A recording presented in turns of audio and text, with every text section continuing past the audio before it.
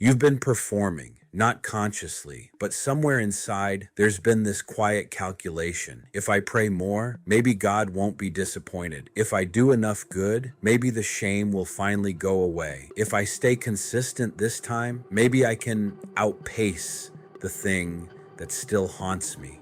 You are not alone in this. Performance mode is one of the oldest spiritual struggles there is. The heart that longs to be loved keeps trying to earn what it already has.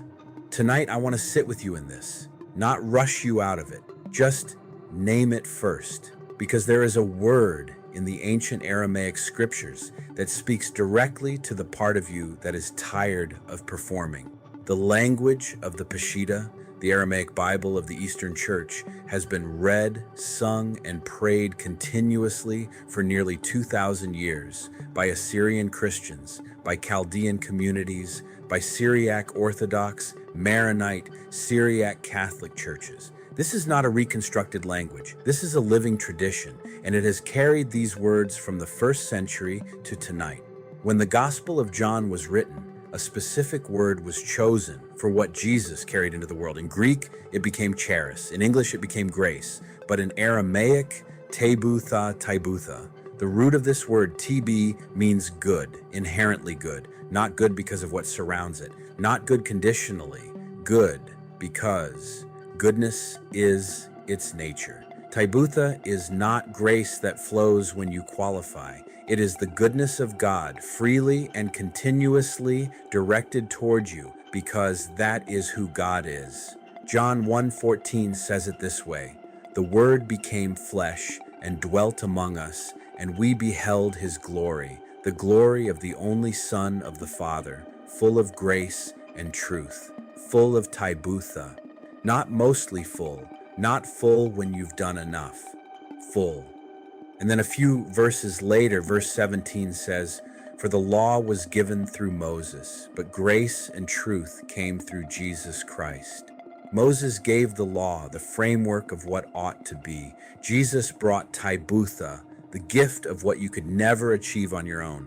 The law says, here is the standard. Taybutha says, here is the help. Here is what this means for you personally. You are not under the law of enough. The calculation you've been running, the one that says you're always slightly behind, slightly unworthy, slightly too broken for this, that calculation is not from God. Taybutha does not arrive after you've cleaned yourself up. It arrived first. It arrived in the flesh, in the person of Jesus, and it walked into every human room, into every weary, ashamed, quietly despairing place, full of this goodness that costs you nothing. You don't have to perform. The grace has already been given. What you are invited to do is receive it. That is the whole movement of faith, not from unworthiness toward worthiness, but from striving into rest. Let's pray together. Father, I've been performing for your love. I haven't said it that way before, but I see it now. The quiet counting, the keeping track, the belief somewhere underneath that love has to be earned. Tonight, I want to receive Taybutha, your freely given goodness, not because I've done enough, but because you are good, and you chose to pour that goodness toward me. Jesus, you came full of grace and truth, full.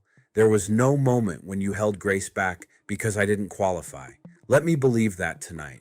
Let me stop calculating. Let me put down the record I've been keeping, and let me receive what you've already given. Taybutha, your grace. It's for me too. Amen. You are not performing your way toward love. You are already held by it. Grace restores all.